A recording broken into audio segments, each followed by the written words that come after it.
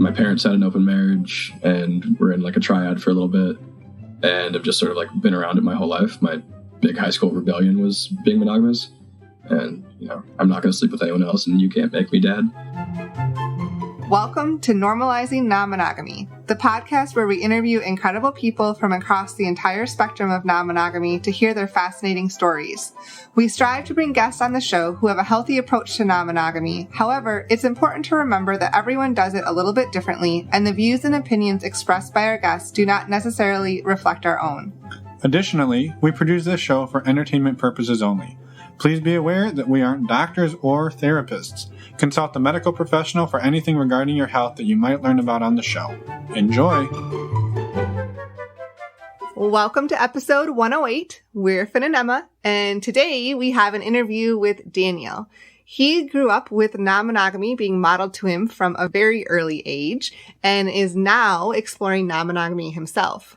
Yeah, it's an awesome conversation, and he's also currently studying to be a therapist, and in his own words, he's doing this so he can put himself through male stripper school. So Very cool, very great, amazing conversation. And I will also just really quick say that longtime listeners of the show know that I am not the most high energy. Shocker to some. I will say that Daniel joins me in this. We are both fairly low energy. And although Emma is a high energy herself, it is a somewhat subdued conversing. But it's an amazing one, so please don't let you... And neither of those are negatives because... Right. Please listen to it anyway. I live my life like this every day, being a monotonous drone of myself. So it's not a negative at all, but it's an awesome yet subdued conversation. And thank you, Daniel, for joining us and for sharing everything. It was a fantastic conversation. Now, what were you going to say before I interrupted you? We have a few quick announcements. I don't even think I interrupted you. You didn't. But I did now. Now you did. Few quick announcements. First of all, you may have noticed that last Friday on the 24th of January, we put out some new content, and it was a little trailer for something we're calling Focus Fridays. And this is going to be a set of topic-based interviews and discussions with contributors rather than our traditional story-based interview. Yeah, they're so traditional. I know. So check those out. Again, if you want to know more about it, either wait till this Friday and hear the first one, or go listen to the trailer from last Friday, and you can get the full scoop, and where you can go download all 10 of them today if you would like. Go to our website, normalizingnonmonogamy.com. Under the courses tab, you can go and download all of them. All right. The other thing we have exciting is today is a holiday. Did you know... Well, not today. Not today. February 1st. February 1st is a holiday. We won't be releasing any episodes on February 1st, but it is a holiday. I call it MAP because I'm funny. But are you going to try to make them guess what that means? It stands for Measure a Penis Day. And you're probably thinking, that's not a real holiday. But it is. It's actually not. It was. Well, it is now. It is now. This is the first annual Measure a Penis Day. Mm-hmm. And so this was invented by the marketing brains over at My One Condoms.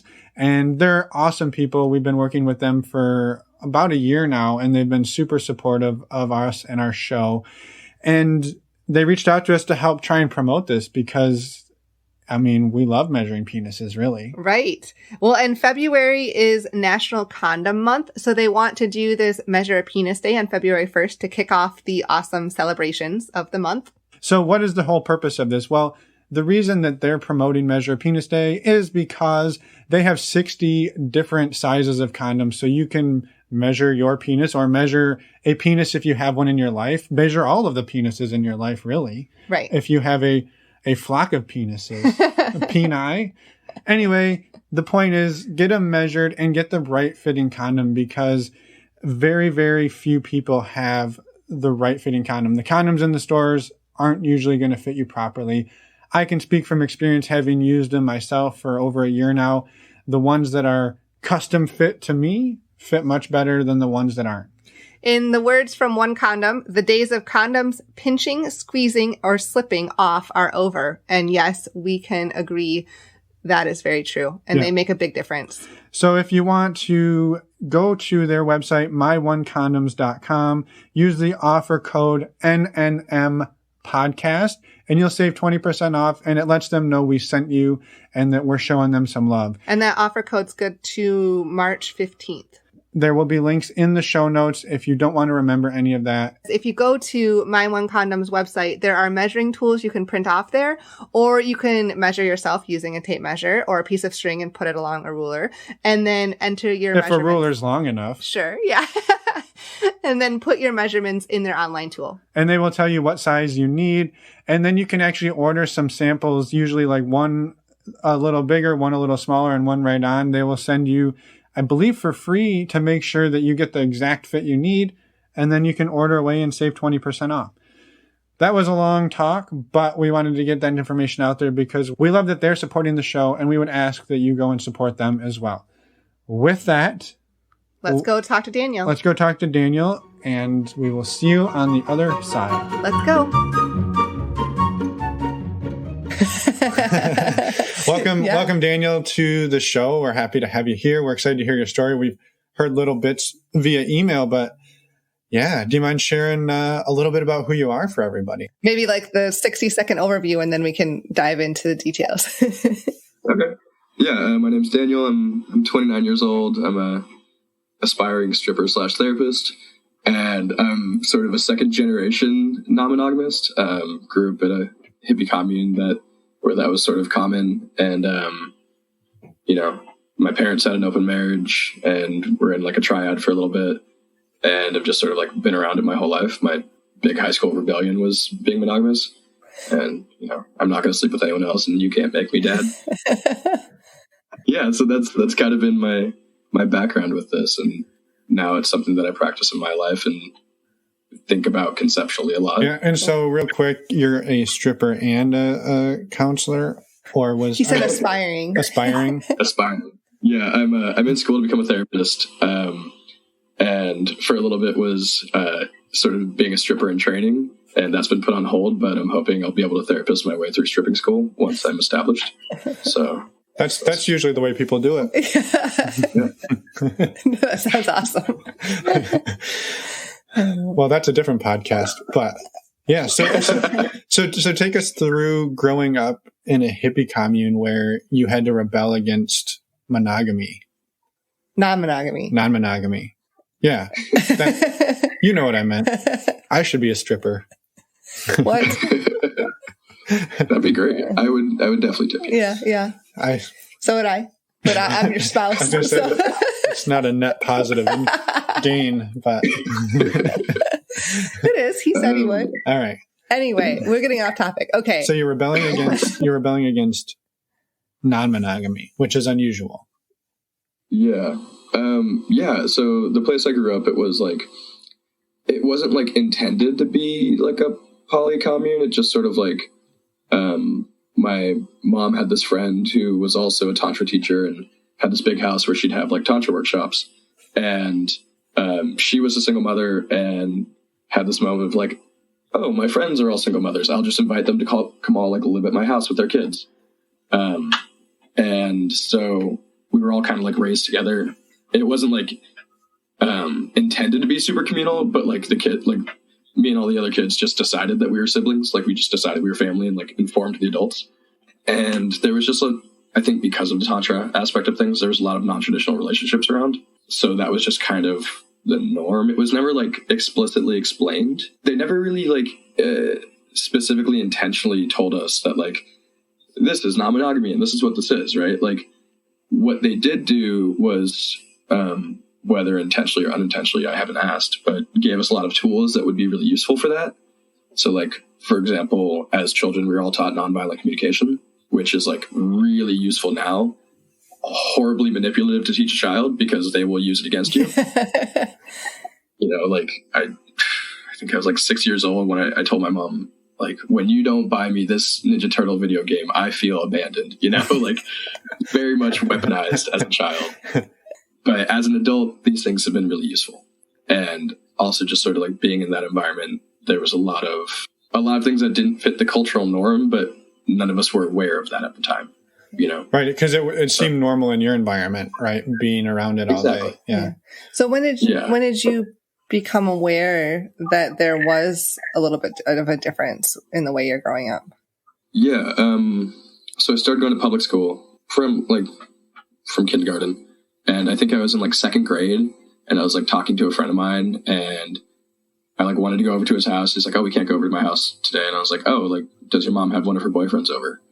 And he got like really mad at me, and I didn't know why.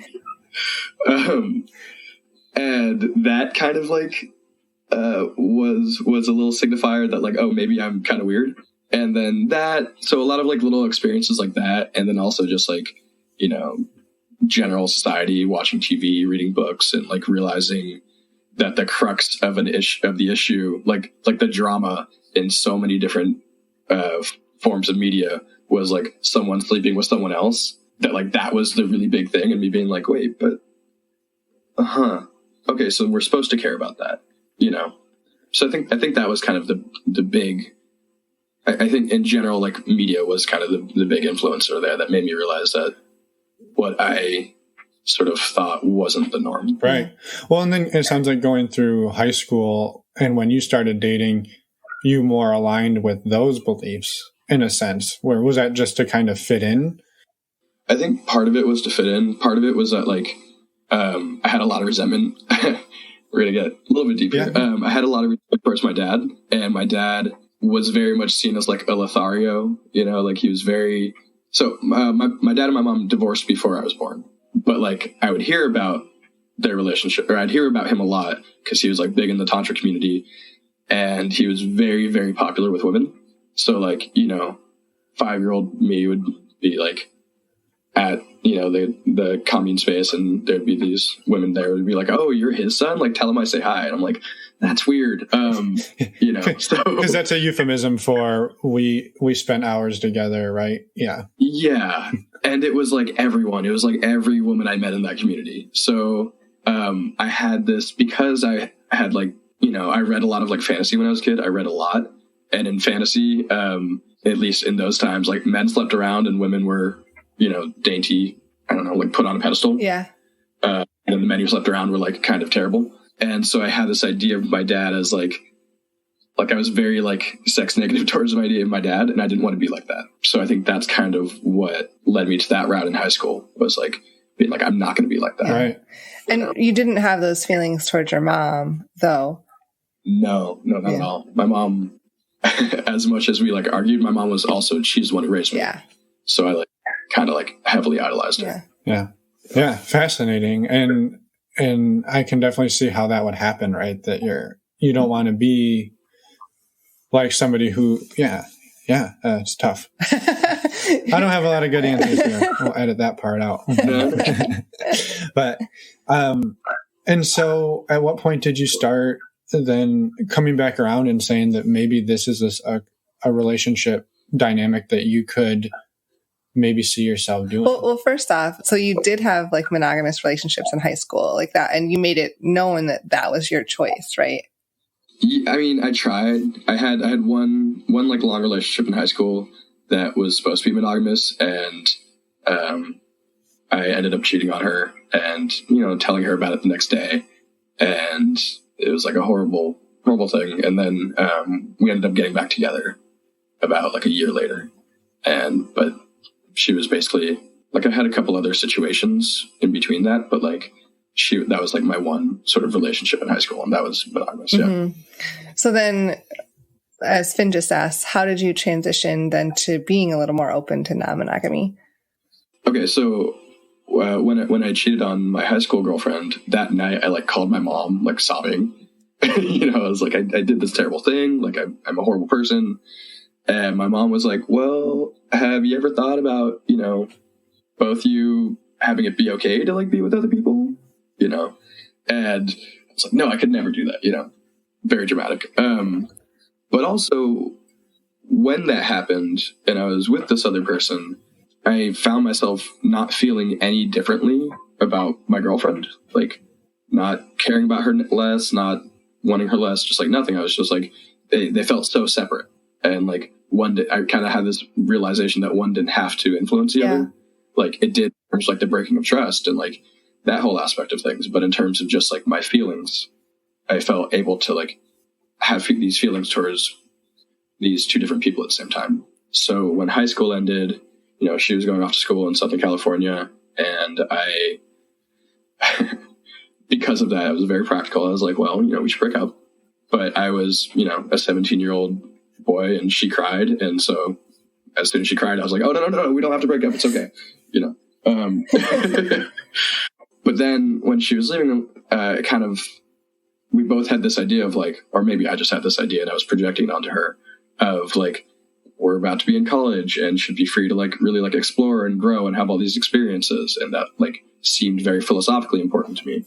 Of course, there was like the, you know, young man wanting to like go out and have lots of sex, but like it did also seem like conceptually important just from a growth standpoint. Well, right. And for her as well to have those experiences too, right? It sounds like it wasn't just about you. Exactly. It was about both of you having that experience. Yeah, exactly. So we had the idea of having an open relationship, which we tried to do and were like terrible at. Like our communication was awful. Our like, I mean, we were kids. We were like fumbling in the dark, you know? So that was like really awful. But that didn't like make me shy away from like, no, it's not that this concept is broken. It's the execution that was bad, right. You know? So after that, it was like, oh, I just need to like execute it better. I need to like be better at this. But this is sort of like the direction I want to go. So how did you do that then? So after that, it was kind of like I just started dating. I was in another long relationship, and until I was like 21, and then when I was 21 is really where I started like really exploring things and like really kind of like stretching my wings when it came to that. I started dating a lot. I started dating this couple that was non-monogamous and learned like a ton from that experience. And I just started while also figuring out who I was as a person completely separately from relationships, I also started formulating like how I wanted to approach relationships in my life. And a lot of that was through having experiences and being like, oh, that was cool. Or didn't like how that went, you know? And also just like talking with people who, you know, I talked to my dad a lot, which was a big thing. And I got a lot of sort of like perspective from that. But yeah, that's kind of how that route. Yeah. Right. I was curious, and not to pry too much, but backing up to like when it didn't work out with you and your high school girlfriend, when you were doing the long distance thing and then tried to open it up, like what were some of the pitfalls that happened there? Because I think, right, that was, you could chalk that up to being young and naive, but I think those types of things can happen to anybody at any age when they start to go down that route. Yeah, I mean, and this is one of the pitfalls even now, you know, 10 years later, is that I think that we weren't comfortable vocalizing our boundaries. You know, there was sort of that like pleasing, like trying. People have this idea of like of their relationships as like the relationship. It becomes like a capitalized entity, right? That is like itself somehow inherently valuable, and lots of things are done for the sake of the relationship. And rather than treating the relationship as a vehicle for like anyone, for the people involved to like, you know, grow and learn and build, it's just like the relationship itself becomes really important. And I think that was an aspect of why things went so badly between us, because we were sort of compromising on things that neither of us wanted to compromise or really like could compromise on for the sake of the relationship. Like everything was kind of done for that. You know, there were just communication issues and jealousy and, you know, dishonesty, but I think it kind of all stemmed from both of us feeling like our boundaries were being crossed and not knowing what to do with that. Yeah. And maybe we hadn't stated our boundaries. Right. Because I think sometimes when you start, you want to give your partner, especially long distance, you want to give your partner all the freedom and just say, you know, oh, you can go do whatever. It doesn't bother me. That's okay. But then really you're human and it's okay to have some boundaries and sort through that and talk about it, you know, that are fair and, make sense for the two of you. But that's hard to understand and realize when at the very beginning sometimes. Yeah, absolutely. Well, I was curious on the topic of boundaries and respecting boundaries and being able to set your own boundaries. One thing we've heard quite a bit in a lot of the poly communities is that unicorn hunting is unethical, right? And I think, right, distinguishing that like a single male or a single female or any single person could be seen as the unicorn, right? Like traditionally they talk about it in terms of like a woman, but being a single male in somebody else's established relationship, did you find that to be a dynamic where you did not have agency for yourself and that you were sacrificing your boundaries and your comfort level because you were sort of a minority figure in somebody else's relationship? In some ways, yeah. I really like the dynamic. As long as I feel respected, I really like the dynamic of being a third or accessory for a couple, like being someone who like they get to bring in to like spice up their stuff and like, I like adding to their relationship rather than being a distractor.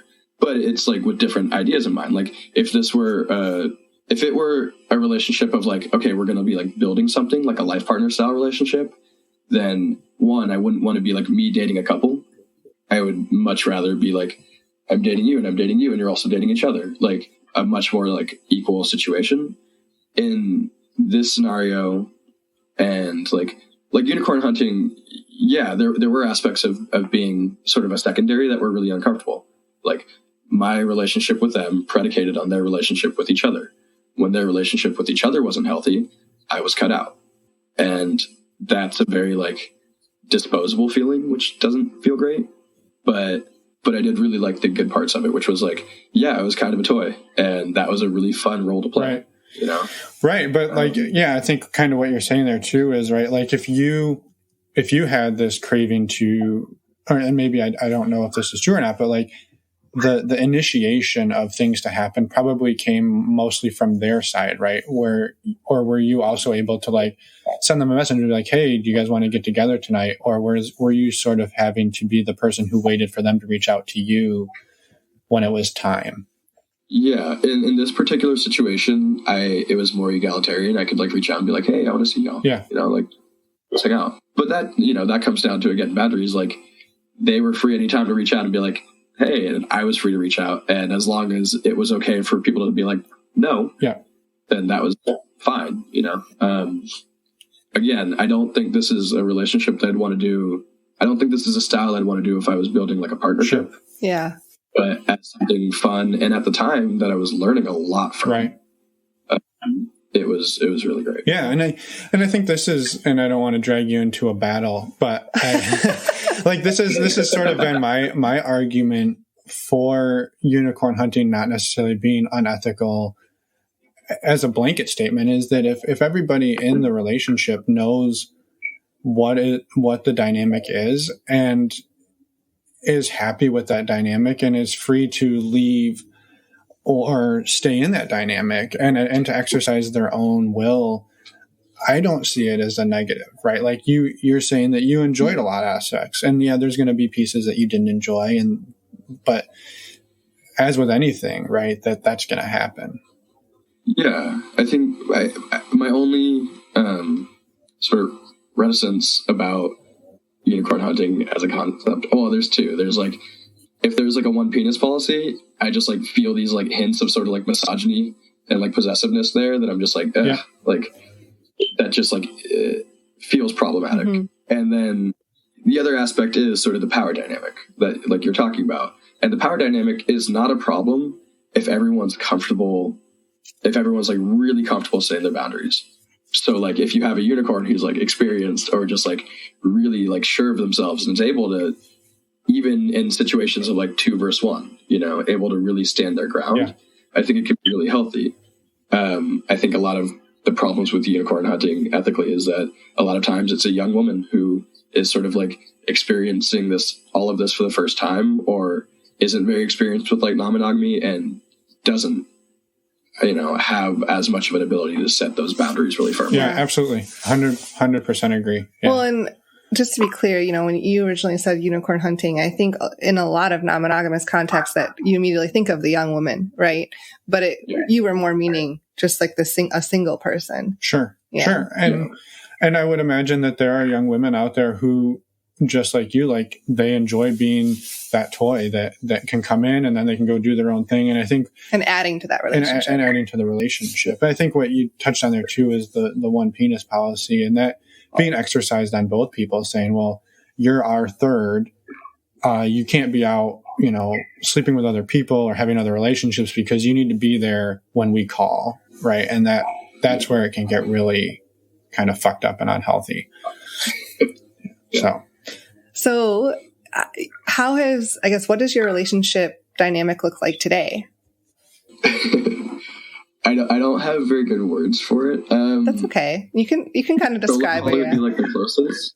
Yeah. I don't know, the way it's weird to talk about non-monogamy because I don't like identify as poly. I'm not like, this is my identity, right? Or I don't like identify as non-monogamous. Like non-monogamy is something that I currently do because it feels, one, like it works for me really well, and two, like it's helping me become the kind of person that I want to be. Like self-growth is really important to me. Yeah. I grow the most uncomfortable. Right. I'm uncomfortable a lot with monogamy. So, it's kind of like the perfect vehicle for like learning the things I want to learn. In terms of my, like what relationships look like for me today, like I have a desire for partnership. I have a desire to build a life with one or more people, where we collaborate, we grow, we, support each other and direct our energies in that way. I think that'd be really nice. I don't really have an expectation of that. And if that never happens, I'm pretty comfortable. I really like, who I am on my own.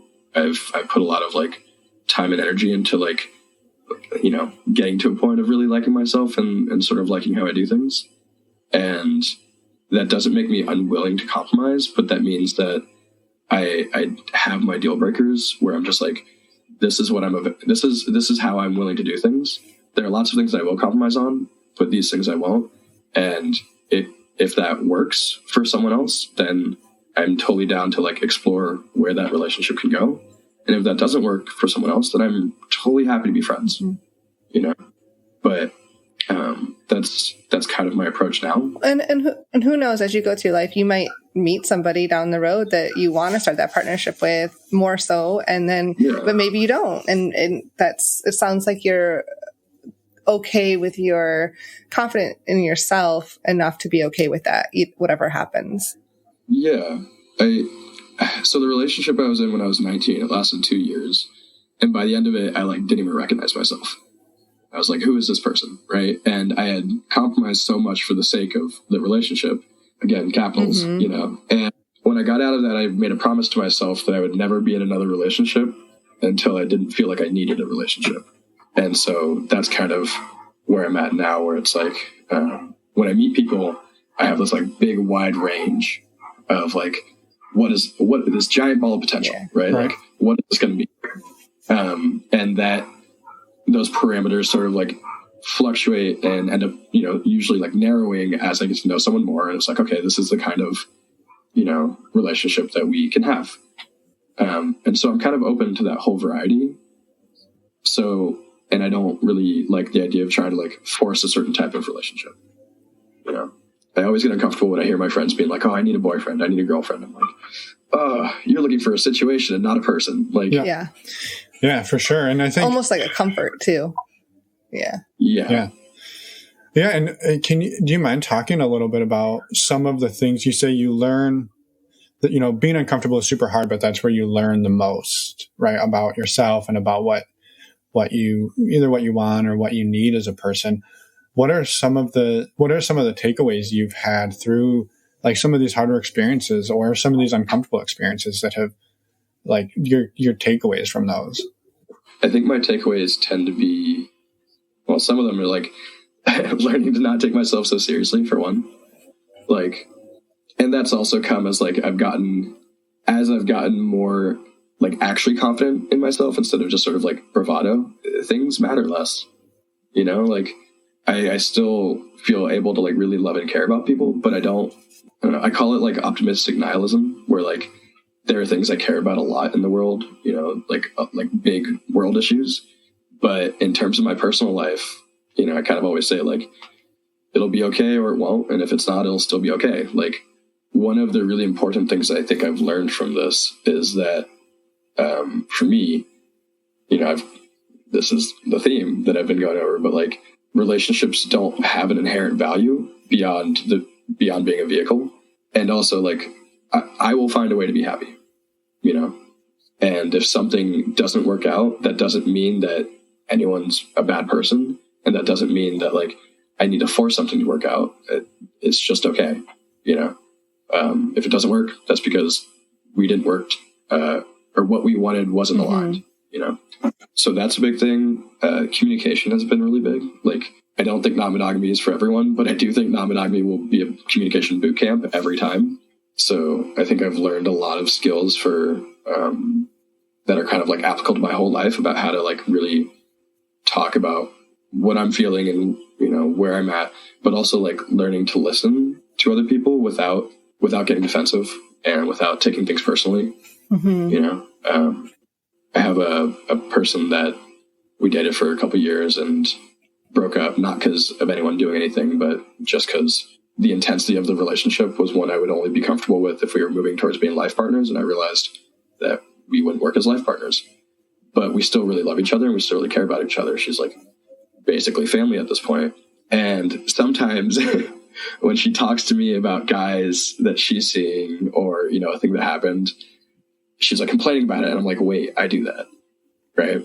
And I like have to stop myself from like feeling defensive or like taking it personally, making it about me. Right. I just have to listen and be like, oh, you know, like she's not being malicious. She's not trying to throw something in my face. She's just like talking about something that she's experiencing. So I think it's been a really important skill is learning to like listen to things that could hurt my ego and instead just not making it about me. Right. Because it's not about you. Right. It's not about me. Yeah. Some of those nonviolent communication skills can come in handy. Yeah, exactly. As far as like sexual health and safety, is that something that was, you know, I would imagine that it may have been brought up to you sooner in your adolescence than maybe someone else just going through the like public school system without having that, you know, you called it a hippie commune, but, when and how were you exposed to that? And how have you, and was it the right way? Like, yeah, maybe as advice for parents who like looking back, like, would you do that again? Or yeah, absolutely. I don't remember when it was first brought up. I think it was just like it was talked about so matter of factly, not as in like a hey, you should do this, but just this is what people do. Yeah. I don't remember a time in my childhood when I was sat down and given the talk. Yeah. You know, it was just sort of like spoken about matter of factly, like, yeah, you know, diseases are a thing, use a condom. Like when I lived with my dad for like the second half of high school, and my only two rules were don't drive drunk and always use a condom. From your dad? And from my dad, yeah. Those are like my big two rules, because he's like, those are the two things that can like affect your life for the rest of your life. So yeah, I don't know exactly what advice to give. I guess just like don't make it a big deal. Yeah. You know, just talk about it like it's breathing. Talk about it like it's normal. You know, like not even like, oh, I was gonna say you eat your veggies and you use a condom, but not even that level of like you know, making it to be something separate. It's just like don't pee on the floor, use a condom. Yeah. Like this is normal and polite. Right. Were you taught, or did people talk to you about consent and other, you know, relationship things that aren't necessarily always covered in like your sex ed talk? Yeah. I think that was actually one area where my parents kind of dropped the ball. I read a lot of books and I was very aware of the more like direct and explicit consent violations that in my head at the time only women went through. But I wasn't really educated much on like I knew no means no. Yeah. Right. But I didn't know yes means yes. I didn't really learn enthusiastic consent till I was older. I really wish I had. I do know that like I kind of practiced affirmative consent, like not implied consent, just out of like pure awkwardness. You know, just because I felt so unable to read situations that I'd be like, hey, can I kiss you? You know, but I don't think that was something that I was directly educated on. And I actually had a really weird conversation with my dad a couple years ago where I think I was like driving him to the airport and we were talking about a bunch of stuff, but I mentioned the phrase enthusiastic consent and he was like, oh, what's that? And I'm sitting here being like, no, but you were like the cutting edge of this for like your generation. Right. And when I explained it to him, he's like, oh yeah, like that's cool. That makes sense. You know, but that was never something that was like explicitly taught to me. Right? Yeah, like he had never heard that term necessarily. Yeah, it also made me terrified for like when I'm that age, like what I'm not going to know. You know. Yeah. Yeah. You try to be educated and you try to be as progressive, you know, moving through life, but there's some things you can't control. Yep. Right. Well, and to be fair, like that doesn't necessarily mean that he wasn't practicing that. He just didn't have a label for it, right? And yeah, so yeah. For sure. It's to get a little bit personal, I guess all of this is personal, but it sounds like you're in a much better place with your dad these days than you were like when you were a little kid. Yeah, definitely. You know, when he showed up really well. And he tries really hard and cares a lot in his own, you know, particular boomer way. And he's also been someone I can talk to about this for a long time because he's not great at like assuaging my fears, but he is good at putting them in context, you know, and we've had a lot of similar experiences. I just had them earlier in my life than he had them in his. And that's actually been like a really great source of comfort. Right. Mm-hmm. Yeah. Yeah, that's awesome. Yeah, no, it's amazing. How about being out to people? I mean, it sounds like you are pretty out, but have you, is it pretty well known that the way you grew up and your relationship style and all of that throughout your friends and family? Yeah. I mean, I kind of the same thing as I was talking about with like, you know, talking about condoms is I don't make a big deal of it. I never like came out. I mean, I'm also a white dude living in California. So like I have a lot of privilege here and like a lot of like safety to be out, especially in the Bay Area. So I don't know that the way things have happened to work out for me is the way they would work out for everyone. I wish it was. But yeah, I just sort of talk about things like they're normal, you know. Oh, this partner, this party. Oh, I'm going on a date with this couple. You know, like I get excited about things and talk about things the same way that sort of like, I guess, a normal person would talk about like a date they're going on. Right. You know? Yeah, I guess I've just like normalized it as part of my speech. So people are pretty aware, but there's no like coming out thing. Yeah. If someone wants to ask about something, then they do. I was going to say, like you create an environment where people could ask follow-up questions if they wanted to. Yeah, exactly. And so how do you meet couples like that? Right. So that would typically fall, it seems like, under the like swinging, probably in that swinging realm of things. And like, I guess, how do you meet people? And maybe do you have any advice for, I mean, the single guy game, right, so to speak, is a tough one to navigate sometimes. So maybe if there's any tips or tricks besides being a stripper tips or tricks. Yeah. I mean, I mostly meet people that I've met off of dating apps. I'm really bad at meeting people in the wild. And I think part of that is because I'm able to be like, here's all the things about me on like a dating app, like non-monogamy, you know, just like, just all the information that someone might want, you know. I guess that's the advice that I could give is be really honest on your profile for dating apps. Like, don't, you know, everyone wants to stand out, but like what stands out in my opinion is like, if you read someone's profile and you're like, this person seems really genuine and like a whole person, you know, they're not just like, seem like they're here for sex. They're not just like really trying to like convince me that they're a certain way. They're just a whole genuine person. I think that's something that I find really attractive and that I've been told is something that catches people's eye. In terms of like couples and stuff like that, like word of mouth, go to events, you know, that's been something that's really big for me, is like becoming part of sort of like these communities in the Bay Area. But really is like the biggest thing, comport yourself in a way that that you have a reputation as someone that is trustworthy, that you won't make it weird, that you won't be aggressive, that, except by request, but like, like, just make sure that you walk the walk, because single guys have a pretty poor reputation, and very understandably so.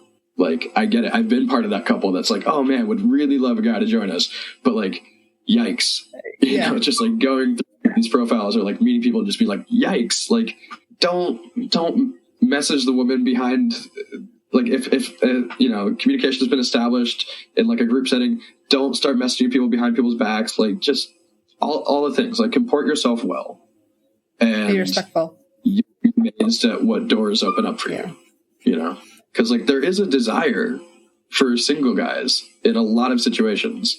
There is a want for that. Y'all just make it real scary. Yeah. That's true. So, yes, it's intimidating.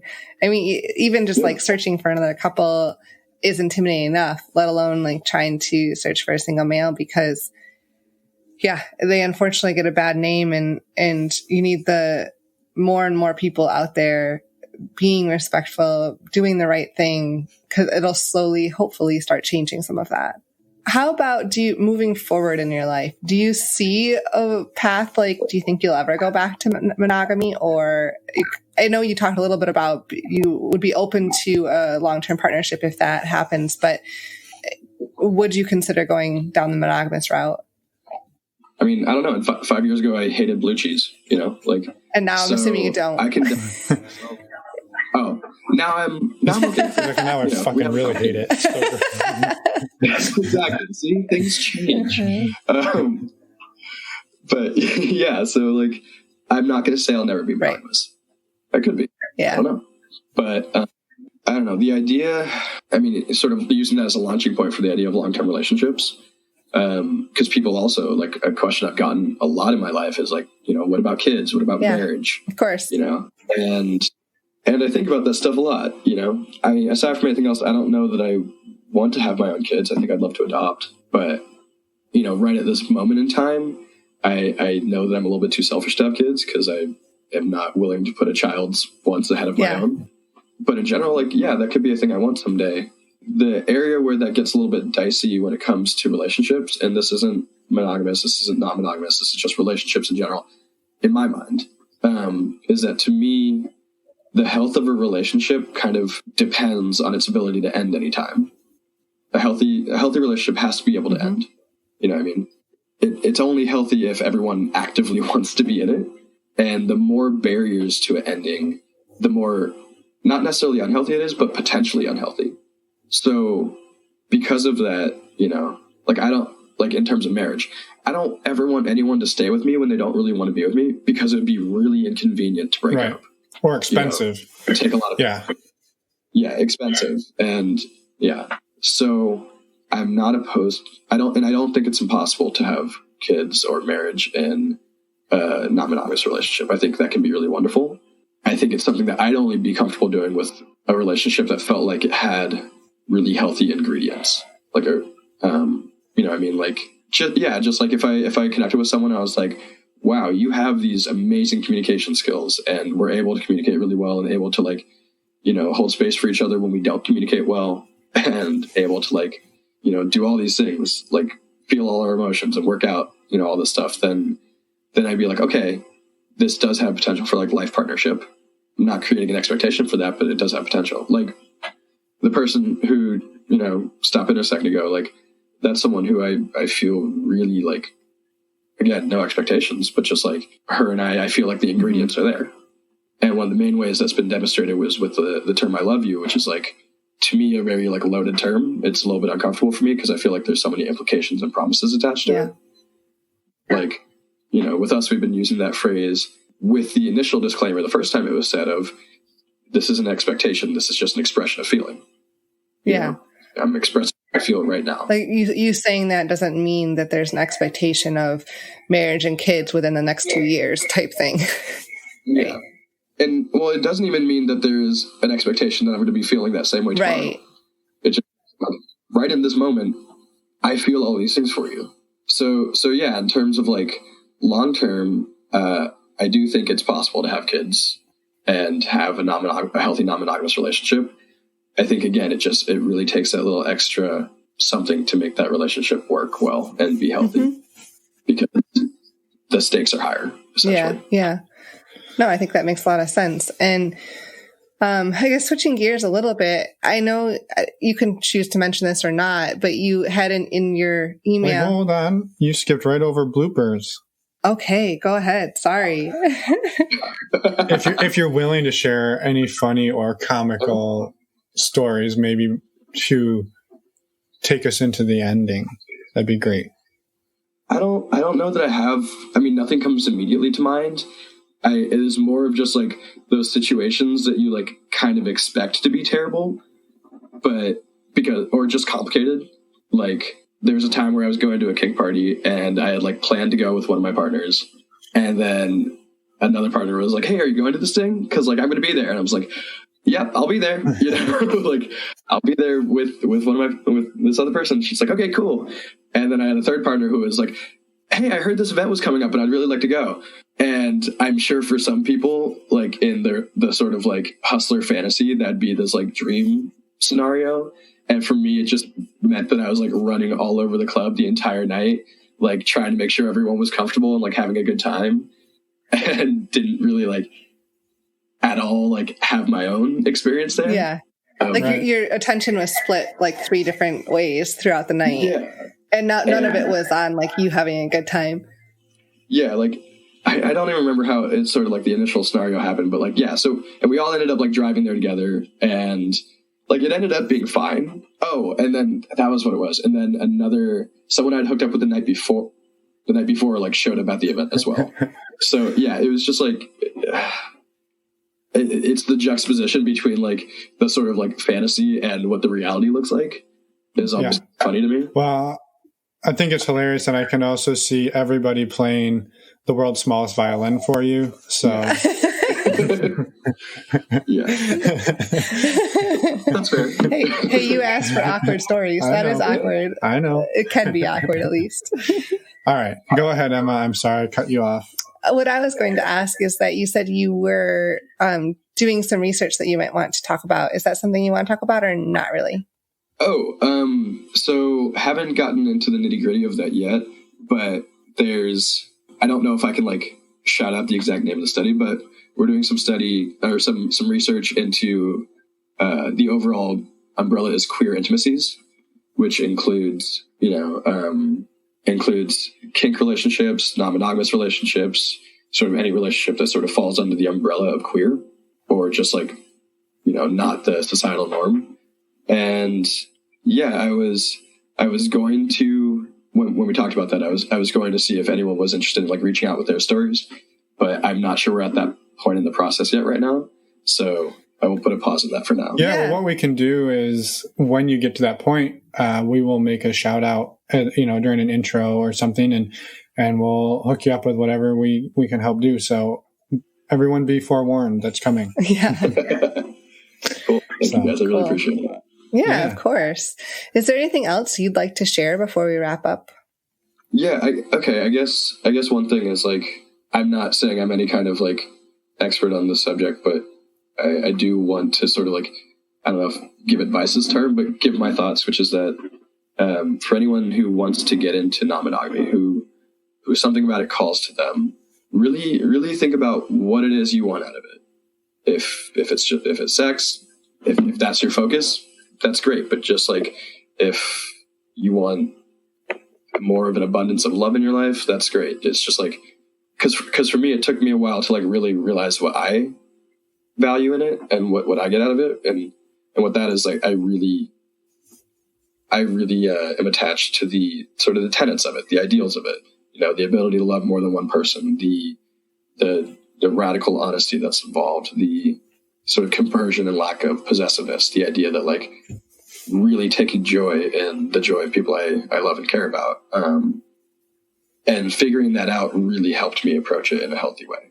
So for anyone who's like thinking about it, trying it, doesn't really like, it's just sort of like dipping their toes, I would just say like really take the time to think about what it is you want out of it beyond just the physical.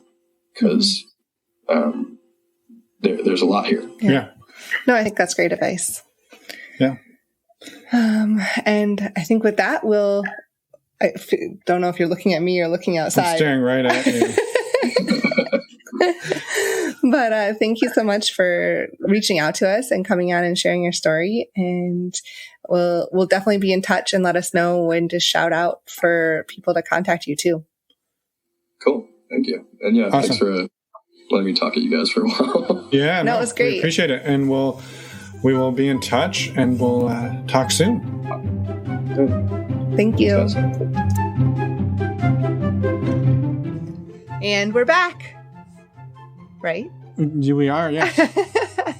Thanks, Daniel, for reaching out to us, coming on the show, and sharing your story. It was amazing talking to another person. I mean, we've talked to a few other people that grew up in a non-monogamous household, but it's always amazing to get your point of view and hear how that was growing up. And spoiler alert for anybody who's still listening, Daniel said that after he told his dad that he was coming on the show, his dad said, well, they should be talking to me, not you. And then he said, well, how about we do the show together? And so stay tuned. There may be an episode where we interview Daniel and his father on the same show. Yep, that would be pretty awesome. All right. With that, we will maybe really quick just remind you, if you want to save $10 off on your full panel of STI tests at stdcheck.com, we would greatly appreciate it. It helps support the show, and it helps support the community of practicing safer sex. So please do that. There are links in the show notes as always. And we will see you on Friday for Focus Friday. Yep, this Focus Friday, our first episode, will be out on Friday. And then next Wednesday, back to our regular scheduled programming, an interview with Sarah and Ed. Yes. We will see you then, and have a wonderful 2 days until we see you next. Bye, everyone. Thanks for listening.